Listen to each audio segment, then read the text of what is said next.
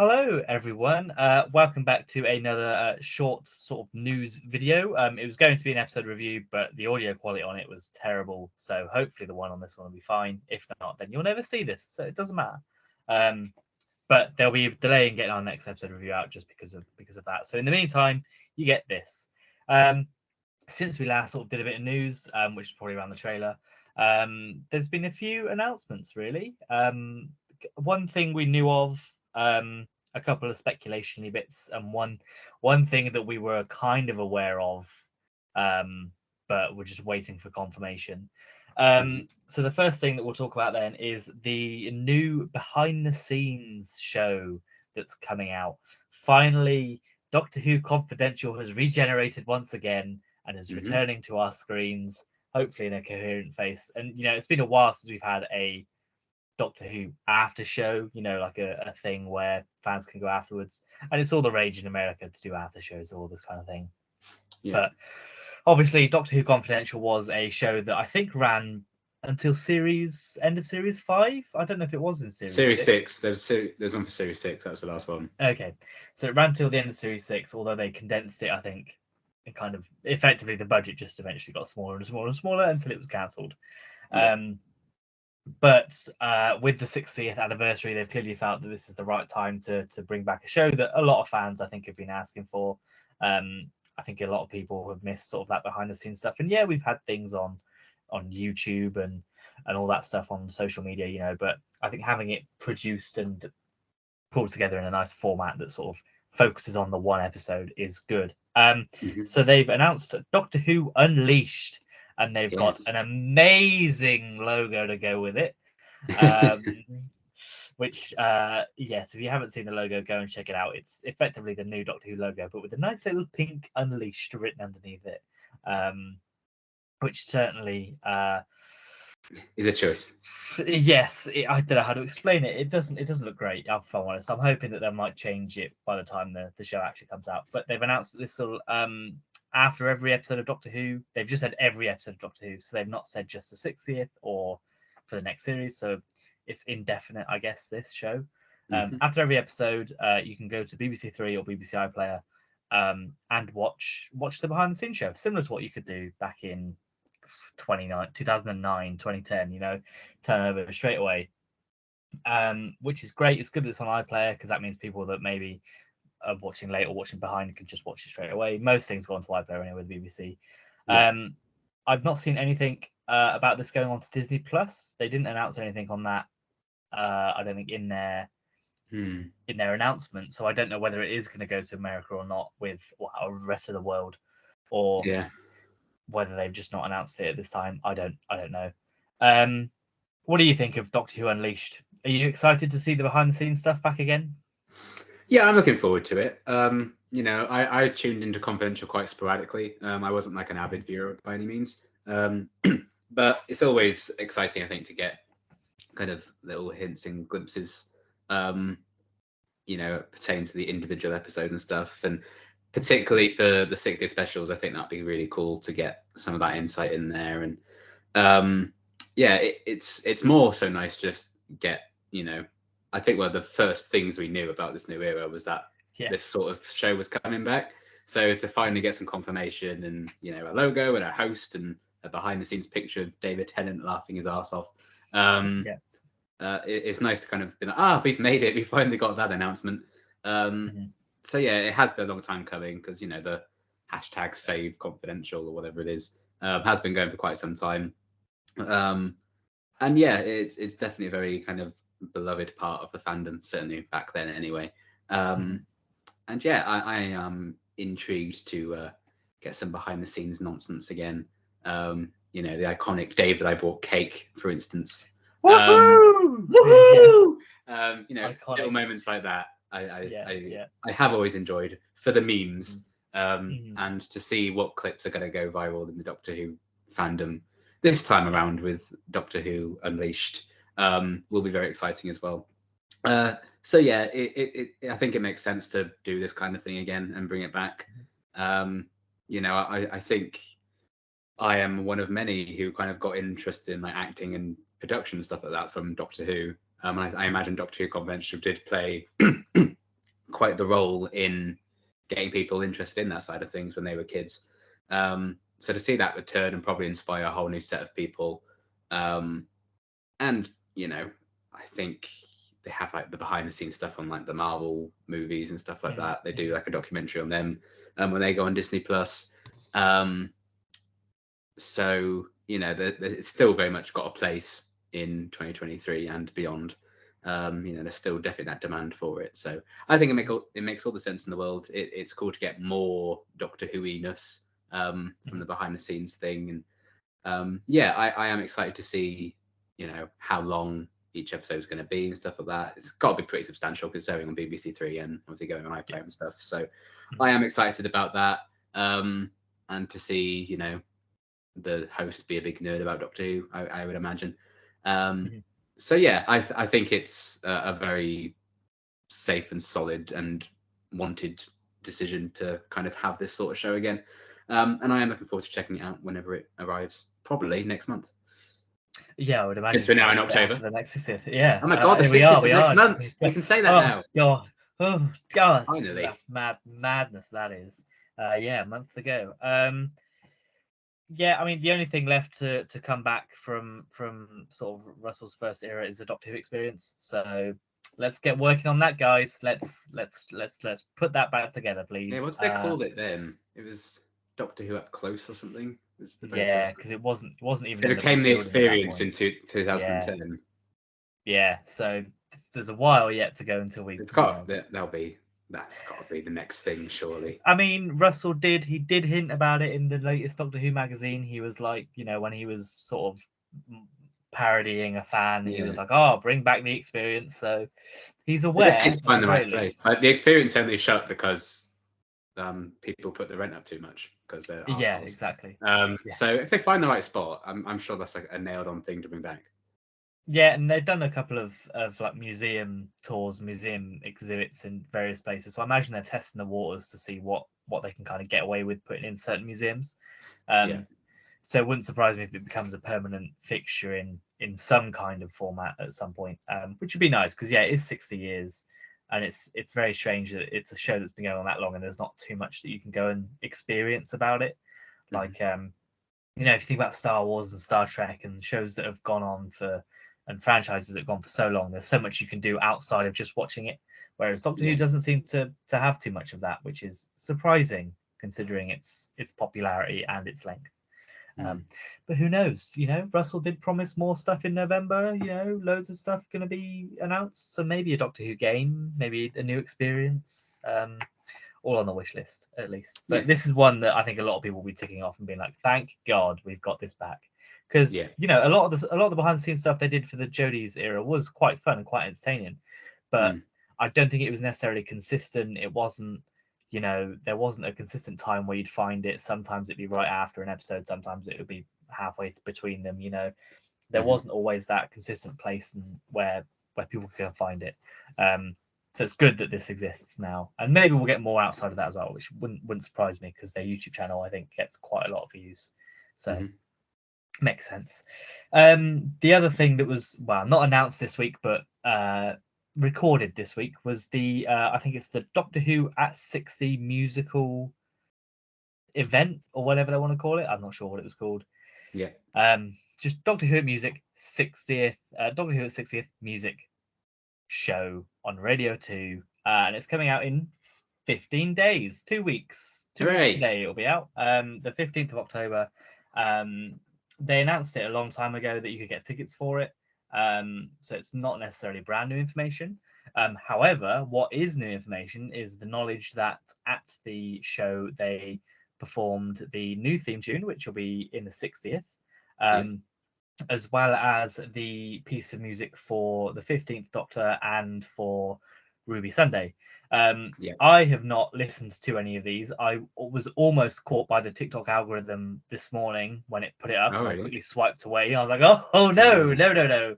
So I zoomed by that one. Have you listened to them? Have you had them forced upon you yet?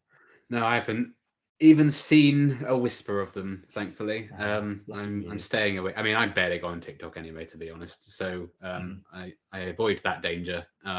and I basically blocked all of Doctor Who Twitter, so I'm never going to see anything like that. That's So yeah, I have yet to kind of be spoiled on that, and I hope not to be. Hopefully, 2 weeks today will be when I first hear all these bits of music. So yeah, I am particularly excited for the new theme and to see what that's going to all be about. And yeah, not too long of a wait. I feel like if it was like until November and I knew it was out there, I probably would just go looking. But I can it's wait 2 2 weeks. weeks. You know, it's fine. Yeah, it's literally 2 weeks today. It's literally fine. So yeah, I know, people being people, of course, they recorded bits and pieces of it while they were there and put it all over the place. But I have managed to keep away, and I think it'll be all the sweeter in 2 weeks when we can actually listen to it all. Yeah, and I think this show was recorded for BBC iPlayer as well. I think they said it was filmed, which is good, although they haven't announced the date when it will be shown, like videoed. I imagine that'll be around the 60th anniversaries because obviously I think it focused on music from throughout the show, obviously the 60 years, and obviously Murray Gold was there, I believe. Oh God, I don't know how to pronounce the name. Shinola. The 13th Doctor's composer. Oh, Segun Akinola. There we go. I was close. He was there as well. And as were the 3 New Who showrunners as well, which was nice to see. It was so nice to see all 3 of them Those iconic happy and photos enjoying of themselves. the 3 of them. Yeah, and you know what? If I was Chris Chibnall, I'd have packed it in. I'd have never made another public appearance. I wouldn't have given them anything. I'd have been like, no, screw you guys. See you later, and I should never would have come back. But fair enough. He loves the show loves more than those people do. So yeah, exactly. And it was good to see them, and I'm interested to see if I don't know if they all spoke at the show or if they all or they were just there for the fun games. But it'd be good to see them all, get together and reunite, and to hear music from throughout the 60 years. Obviously, we've had Doctor Who at the proms. I think we had a couple of them, didn't we, in sort of the early 2010s? One for the 50th, I think, and one. I don't know if it was in David's first run, wasn't it? David Tennant's first run around 2008, maybe 2009. 2008 or 9, definitely, yeah. Yeah, and then they had one with like an extra on the DVD, wasn't it? Yeah, they did a couple in Matt's era, and the very last one, because he'd shaved his head for that movie. Yes, they had to make a joke out and explain why he lost his hair and stuff. Yeah, because he was still in character. But yes, it's nothing new. But again, similar to Doctor Who Confidential, those are things which were nice extras that showed sort of the respect, I think, for the show and the fact that it got this sort of thing, especially the ones that were before the 50th anniversary, where they didn't have to do them at that point, but because of the reach of the show, it's good that there was this other offering. So I am very excited to hear it back. Well, I guess the main question is, what are you expecting from Murray Gold's new music that he's sort of debuted at this show? We discussed when he came back that there needs to be something different. So what are you hoping that this is? I just don't know. I'm not sure. I don't know what to expect. I want it to be very different, but I'm also very aware that if you want something very different, you wouldn't get Murray Gold back, would you? So I'm really not sure. I'm sure it'll be good because all of Murray Gold's themes have been good. But yeah, I would like something quite fresh, or maybe if it's a particular one for the 60th, maybe like a blend of all the different ones, or maybe there's a whole new one all over again for Shooty's era. I'm not sure. But yeah, I don't know what to expect. It's going to be a wait and see or wait and hear situation. Yeah, that's fair enough. And I think one of the people that was hosting, I think somebody from BBC Music or whatever, said that made a joke about the Series 10 soundtrack, saying that every time the fans ask for it, they delay it by another 10 weeks. And I think that's great. I think they should just never release it. At this point, just don't release it. Just keep people asking for it. Very funny. I find it hilarious. But yeah, it wouldn't surprise me if they announce between now and the end of November that the Series 10 soundtrack is going to be released. It's a no-brainer. It's an easy win for the BBC, especially now that Murray Gold's sort of back in. Now that he's back, there's not really much of an excuse. And he can't escape it. So they might as well just bite the bullet. Yeah. Exactly, and I mean, I don't know how much money it costs to put a CD out there, especially on streaming services. If they only wanted to release it digitally, I don't know how much effort that costs. But it can't be as much as having to deal with these questions day in day out from these Doctor Who fans. And plus, it'll mean that Twitter account can finally be at peace. They can finally rest. They don't have to worry about anything anymore. But yeah, that's out, that show, 15th of October, so a couple of weeks from now. It's all starting to ramp up. Also, maybe in production, heavily rumored still, is this unit spin-off. I think the Doctor Who Twitter account, probably knowingly, or all their social medias, fanned the flames a little bit yesterday by posting a couple of pictures of Kate Stewart and just saying that entering a new era of Kate Lethbridge Stewart. And Russell's response to that on Instagram as well, where he was a bit like, "Oh, what? Who said that?" Kind of implies, Russell, you could have just, we already know she's in the 60th. What are you going on about, Russell? God.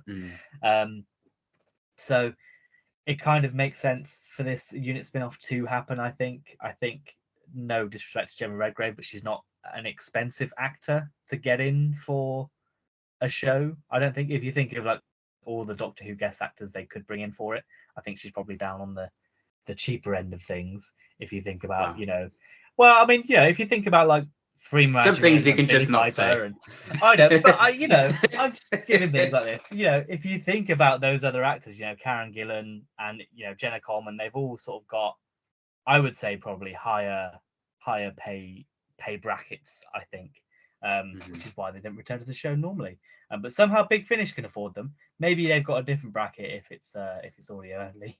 But then again, Gemma Redgrave also does audio only for Big Finish, so who knows? Maybe they should do it for the love.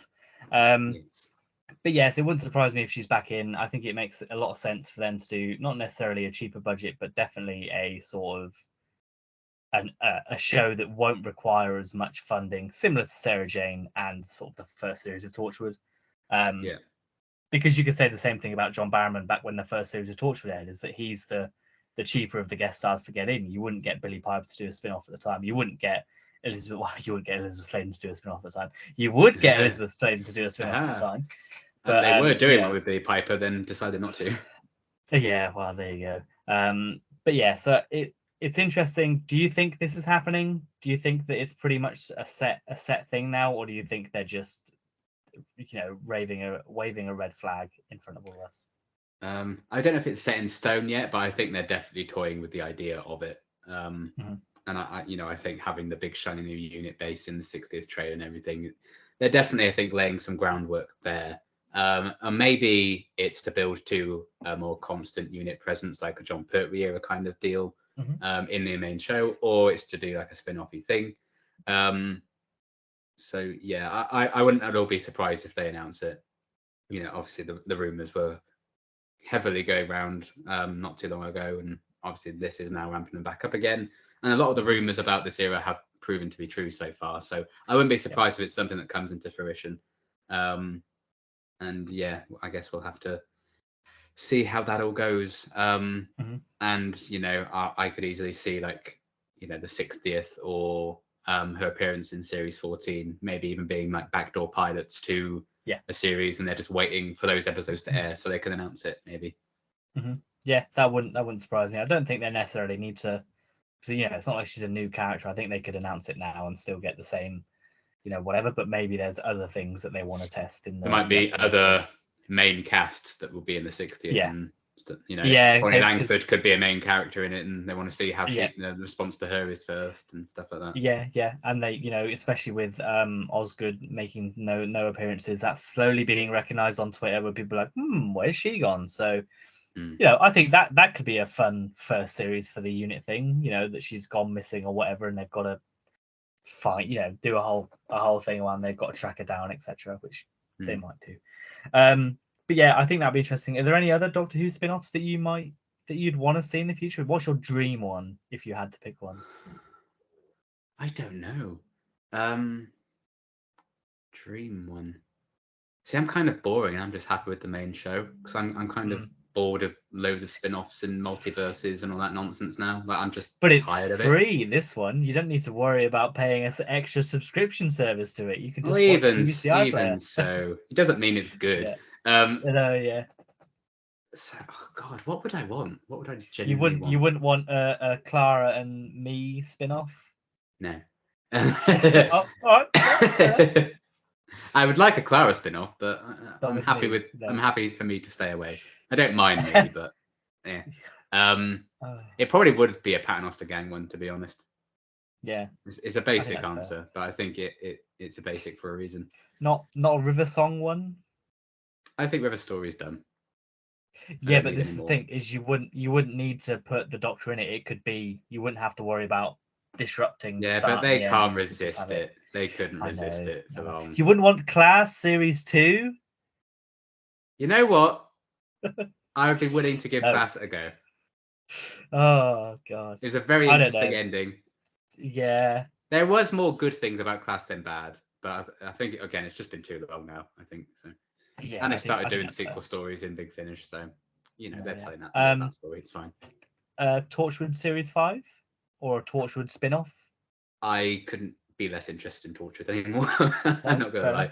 You wouldn't again, want if they're doing Miles? a unit one, that's just Torchwood, isn't it? We don't need another one. That's fair. Fair enough. A Billy Piper, David Tennant parallel universe spin-off? No. No, fair enough. I understand. Donna just going about her normal, like a sitcom, like outnumbered with Donna and her family. I tell you what, that genuinely sounds incredible. I would watch that. There's just invasions going on in the background, but it's just a sitcom. She's just missing them all. Yeah, that would be great. Yeah, I think that. I'd watch that. I would love like a different genre kind of spin-off. Yeah, I think that would be like the most interesting sort of deal. And yeah, I think kind that's of a like cool idea. Yeah, and I mean like Andor for Star Wars, I think was it was a good spin-off that gave the show something different. Yeah.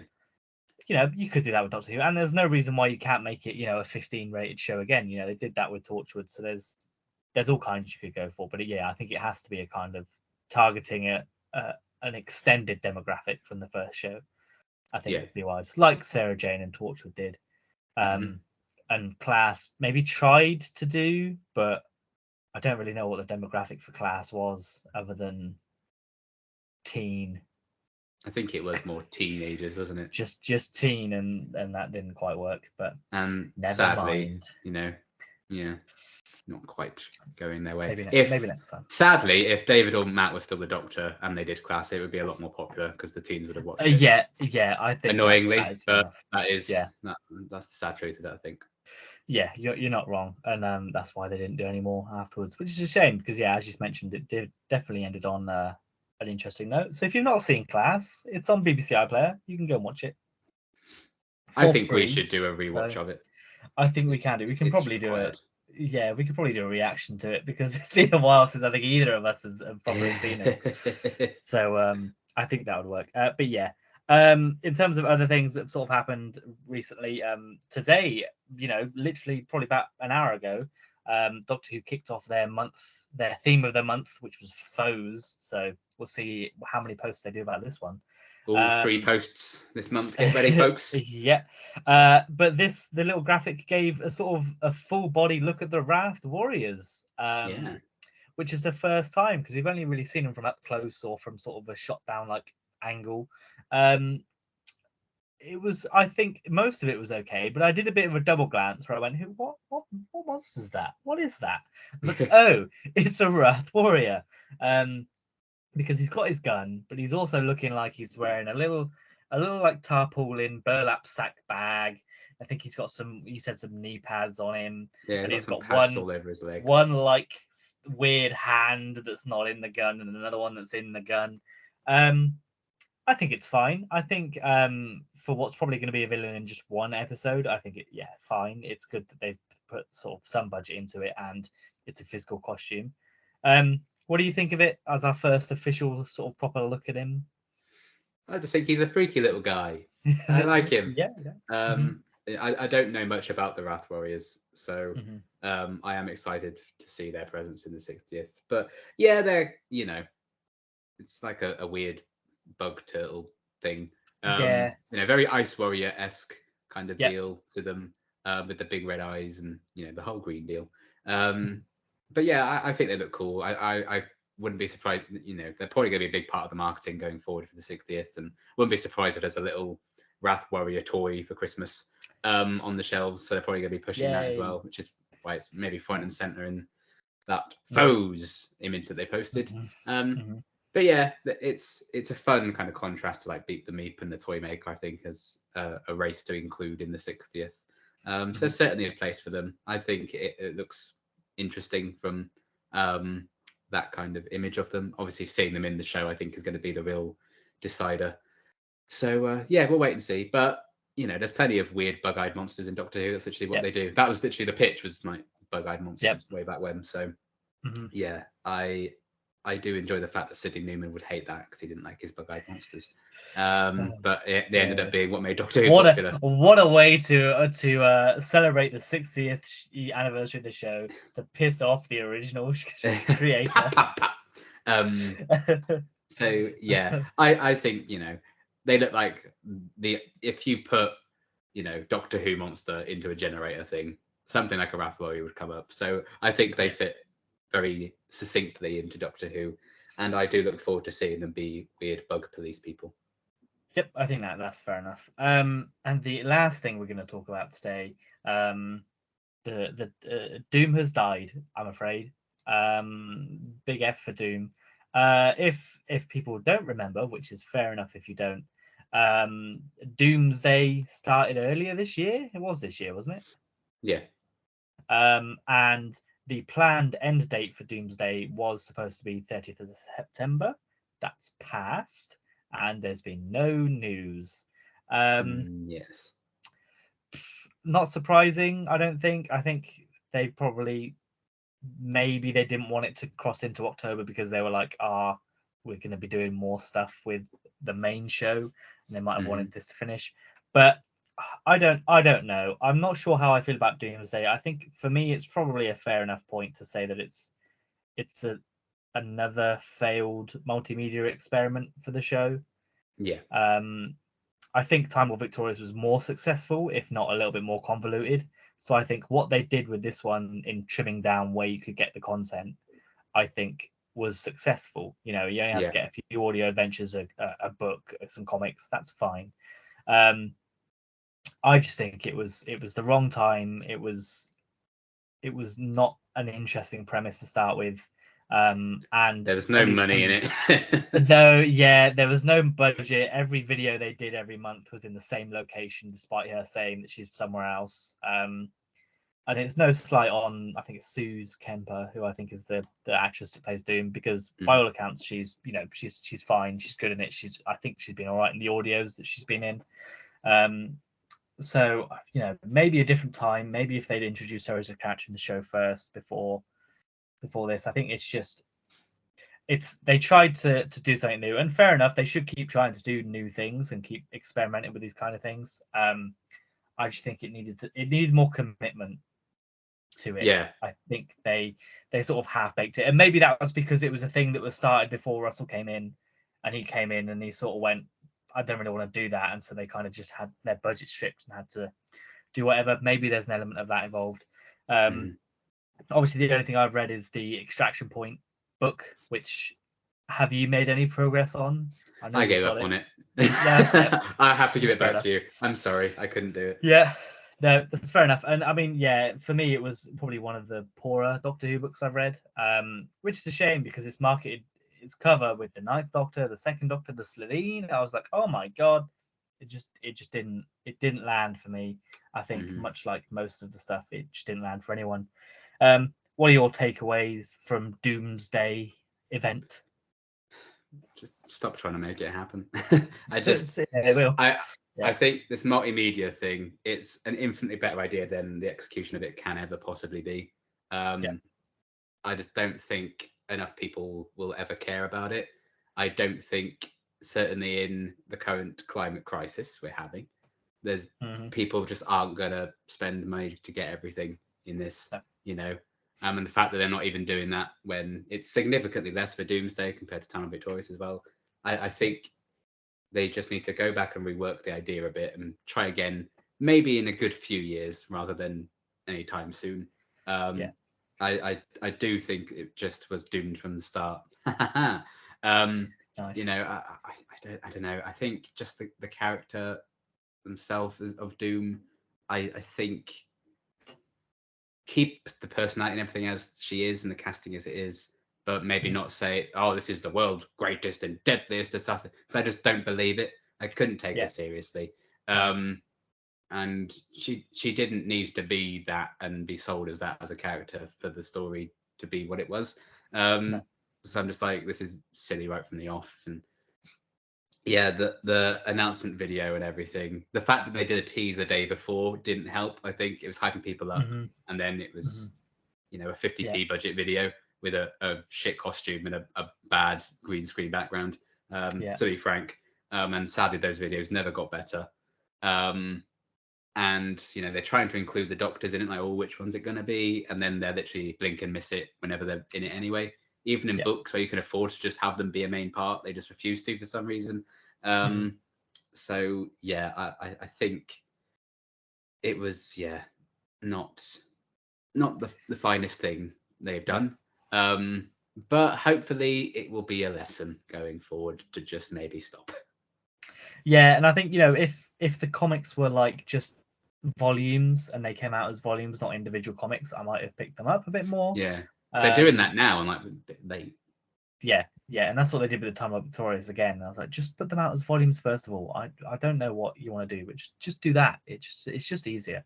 And then as much as a lot of people like Big Finish, they are still very expensive to buy for normal people. If they're looking at £25 for an audio adventure with someone that they're not necessarily going to know from the off, then it's a big ask to get people to do it. But Jackie Tyler's in it, so please buy it. Hey, to be fair, that got me close to buying it. But this is why it's why Big Finish pick characters, and they pick the popular characters to make spin-offs off, because they know that they can sell that because they're an established character. But unfortunately, I think if it was anyone but a new character, it might have sold a bit better. Because I think Time of Victorious, although convoluted, did quite well, which is probably why they decided to do a Doomsday, because they were like, oh, that did okay, we'll do another one. But that had David Tennant, it had Chris Ferguson, and it had Paul McGann. It had their doctors in it. So people are going to be like, oh, and they were front and center as well. If they had led with Brian the Ood, and Brian the Ood was the main protagonist for the whole thing, it probably wouldn't have done as well, especially if it's a new character. But because it led with the doctors, it had more of a hype around it. And the Daleks as well. They were a big part of it. So hopefully, lessons will be learned. But I don't know, if you want to do more media around Doctor Who, I think go back to doing like loads of standalone books. If you look back at 2005, 6, and 7, even 2008, you look at all the books that came out in that period and all the new content you could get. So many good stories are in those books, but they just fell off from sort of Matt Smith's from series 6 onwards. I think they just kind of stopped doing a load of books, and they just I think the merchandise budget just got slashed for series 6 onwards. Which is a shame, because and I think it's slowly building its way back up with the obviously new B&M figures coming out, and they're obviously putting a lot of stock in the new Target novelizations, which obviously we already know we're getting some for the 60th. So hopefully we'll get more coming back, but we'll see. I'm hoping Russell's November Whovember, whatever he wants to call it, is going to have a lot of surprises that include the wider media, but who knows? We shall see. Is there anything else you want to talk about on any of these topics, or anything else you've spotted over the past I don't know. I don't think so. But yeah, just release this last Doomsday thing. Just get it over and done with, because some people have been following it. Some people just forked out for a Big Finish set like 2 weeks ago. So to not even release the last thing, I think would be a bit of a for those people who are following the story. But it's supposed to be an online thing, so I imagine they'll find a way to just sort out whatever reason they didn't post it yesterday was and get it out. And let's all just move on with our lives. Yeah, I think that's fair enough. And then we'll be back next week for a big Doomsday roundup, because we'll have listened to all the Doomsday content, and we'll come back and give a full review. Yeah. definitely. I can't wait. Oh god, they are terrible. But yeah, that'll be it for them for this episode. For this week, we probably won't be back next week as I am on holiday, but we should be back the week after. So you can guarantee that while I'm away, they'll drop so much news that we'll just be swamped. We'll just never come back. Yeah, I'll be here on my own. Yeah, yeah. Fair enough. Maybe you can just call and I'll put a little standee of me there. I'll put this Shrek standee behind me so you can just talk to Shrek. Just talk to Shrek. I always do. That's fair enough. Yeah, that'll be it now. And we'll see you in a couple of weeks. Bye-bye. Bye.